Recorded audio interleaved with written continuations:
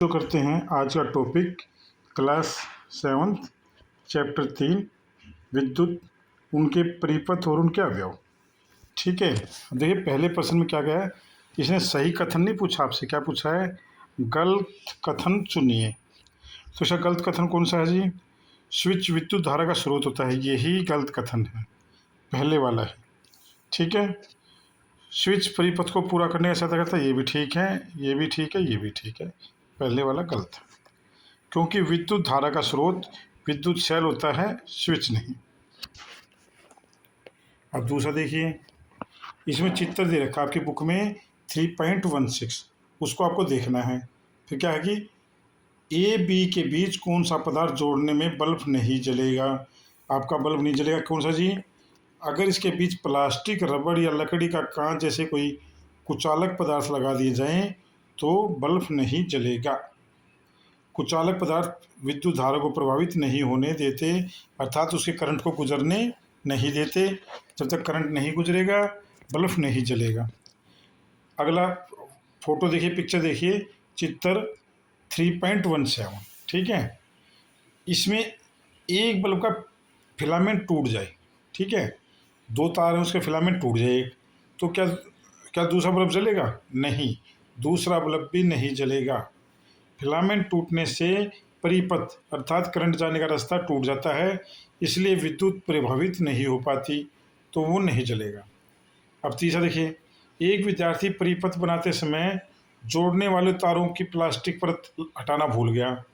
भाई कोई स्टूडेंट था, वो प्लास्टिक परत हटाना भूल गया जब उनको जोड़ रहा था, तो अब क्या बल्ब जलेगा? नहीं, अब भी बल्ब नहीं जलेगा, क्योंकि वो प्लास्टिक परत हटाना भूल गया। अब देखिए, इसे आगे फिर आपसे पूछा गया है कि विद्युत अवयव को प्रतीक प्रयोग करके एक साधारणतः क्या होगा। साधारणतः टॉर्च के परिणाम में निम्न अवयव होंगे, एक विद्युत सेल, एक स्विच, एक बल्ब, जोड़ने वाले जब तार जो बंद परिपथ बनाए, तो ये है। ठीक है, अब देखिए अगला एक चित्र दिया गया है 3.18, इसमें कहा कि इधर S2 ऑन स्थिति में है और S1 ऑफ स्थिति में है, तो कौन सा बल्ब जलेगा? उत्तर L1 जलेगा, जो चित्र में दिखा गया L1 वो जलेगा। यदि S2 ऑफ है, ठीक है, अब पहले देखा इसने कहा कि S1 ऑन है, यहाँ पे इसने क्या कह दिया, S2 ऑफ है, तो S1 की स्थिति क्या होगी, कौन सा बल्ब जलेगा? केवल L2 जलेगा। कौन सा बल्ब जलेगा? केवल L2। यदि दोनों S1 और S2 दोनों ऑन हैं तो कौन से बल्ब जलेंगे? ये अर्थात दोनों L1 भी जल जाएगा और L2 भी जल जाएगा। अब यदि S1 और S1 दोनों ऑफ हैं तो दोनों ऑफ हो तो भाई क्या होगा, कोई भी बल्ब नहीं जलेगा, कोई भी बल्ब नहीं जलेगा। अब देखिए अगला चित्र में आ जाइए 3.19। अब है कि परिपथ बंद होने के बाद भी बल्ब नहीं जलता, इसके संभावित कारण क्या हो सकते हैं? क्यों नहीं जलता भाई? बल्ब फ्यूज हो सकता है, करंट का स्रोत समाप्त हो सकता है, स्विच खराब हो सकता है, तार ढीले हो सकते हैं, परिपथ सही प्रकार से नहीं जोड़ा जा सकता, तारों की प्लास्टिक परत हटाई नहीं गई है, ये सभी कारण हो सकते हैं। अब कारण पता करने के लिए क्या कारण कैसे पता करेंगे आप लोग बताइए? प्रत्येक बल्ब अवयव को एक दूसरे से जांचें और खराब भाग को हटा दें। ठीक है, अब अगले पिक्चर को देखिए, फोटो को देखिए, चित्र को देखिए 3.20। अब क्या है कि किन स्थितियों में स्विच बंद करने पर भी एलईडी बल्ब नहीं जलेगा? उत्तर क्या है भाई, एलईडी निम्न स्थितियों में नहीं जलेगा, परिपथ अधूरा हो, एलईडी उल्टी दिशा में जलाई गई हो, बल्ब का फिलामेंट टूट गया हो और सेल गलत तरीके से जोड़ा गया, तो भाई बल्ब नहीं जलेगा। मान लीजिए कि बैटरी पर प्लस और माइनस चिन्ह दिखाई नहीं दे रहे, मिट गए जी। अब क्या कैसे पता चलेगा प्लस माइनस कौन सा है? तो बैटरी के दोनों सिरों की पहचान कैसे करेंगे आप? बैटरी को एलईडी से जोड़ दो, ये ठीक है ना, घर में जो सबके सेल होते हैं ना, प्लस माइनस ना दिखाई तो कैसे कब पता करोगे?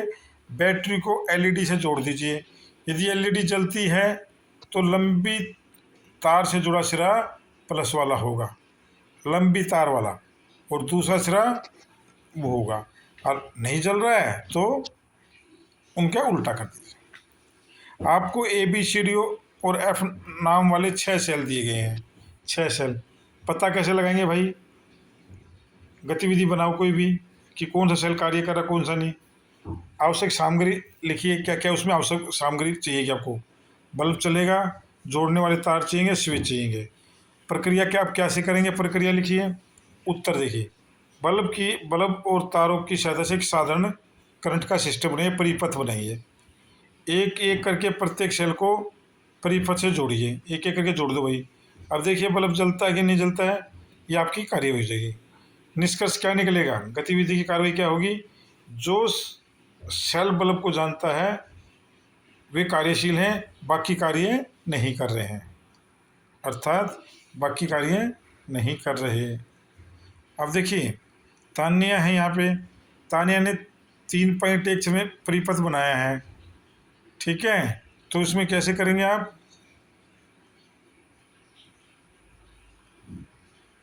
तान्या ने एलईडी जलेगी नहीं जलेगी? ऋणात्मक के उसके लिए नहीं, यदि संयोजन गलत है तो एलईडी नहीं जलेगी। सही संयोजन के लिए क्या करेंगे भाई? सही संयोजन क्या है? एक सेल में धनात्मक और दूसरे सेल में ऋणात्मक सिरे से जोड़ दें। एलईडी की लंबी तार को धनात्मक अर्थात प्लस वाले सिरे से जोड़ दें, छोटी तार को ऋणात्मक अर्थात माइनस वाले सिरे से जोड़ दें। अगली वीडियो में हम इसके एमसीक्यू करवाएंगे आपको, ठीक है। जब तक आपको कमेंट बॉक्स में एनसीईआरटी सॉल्यूशन से रिलेटेड कुछ चाहिए तो हमें बता दें, कमेंट बॉक्स में लिख दें।